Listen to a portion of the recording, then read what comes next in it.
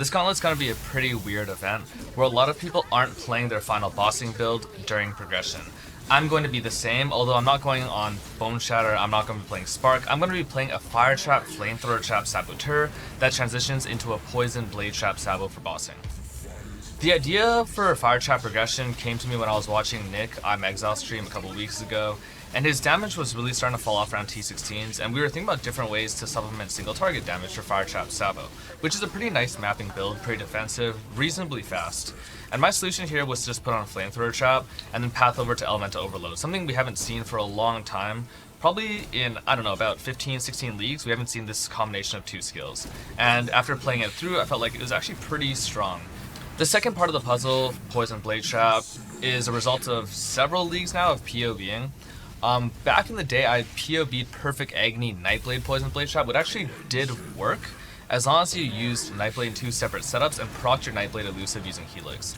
At that time, I think this was 2 leagues ago, Hubu, another top racer, had sent me a POB for a sword-based Poison Blade Trap using Withering Touch and a Fizz base.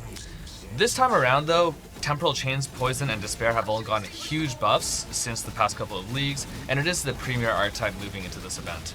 As a result, I'm going to be playing Blade Trap, and I'm using Pneumatic Dagger as the final piece of this puzzle, and this allows you to scale elemental damage into poison damage. And when you're able to do this, you get really powerful auras and really powerful ways of getting base damage to feed into your poison. It also means that you don't have to craft a really powerful Fizz weapon, and that can be really painful. Instead, I just use an I-73 plus Pneumatic Dagger, throw on an Essence till I hit a T2 mod, and then I'm multi-modding for Vagan, and probably Trap Throw Speed, maybe Chaos Style Multi, but probably Trap Throw Speed. This build probably caps out at about 15 million DPS for a 3 to 4 day progression time on a top racer. We're talking about, I don't know, about 60 hours of fast mapping. Maybe a bit less if you're really fast and a bit longer if you're a bit slower. And I do think it is competitive with Poison SRS, and it can be played on a variety of ascendancies, whether that's Juggernaut, Champion, Sabo, Scion.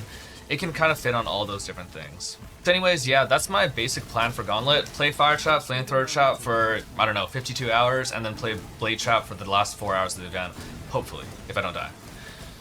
Just as one caveat, I obviously don't recommend that people just play this. I do think Fire Trap is a fine progression build in general, but most people playing the Gauntlet are, you know, playing to hit level 90. And in that sense, you should just play the strongest builds available to you. And these are going to be Detonate Dead, maybe Seismic Trap because it gets to level as Poisonous Concoction early on, and then playing Bone Shatter. You can even go for Cold Dot Trickster, Cold Dot Champ, Cold Dot Elementalist. Those are all fine builds this time around for progression because there aren't huge damage mods while you're mapping.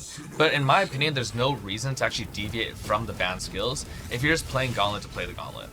At any rate, come Friday, this is what I will be loading up, and I think we will see a couple of other top players pivot into Blade Trap Poison as day 3 comes around, and I think 2 of those players have a really good chance, if not a guarantee, of clearing the whole event. Anyways, hope to see y'all Friday.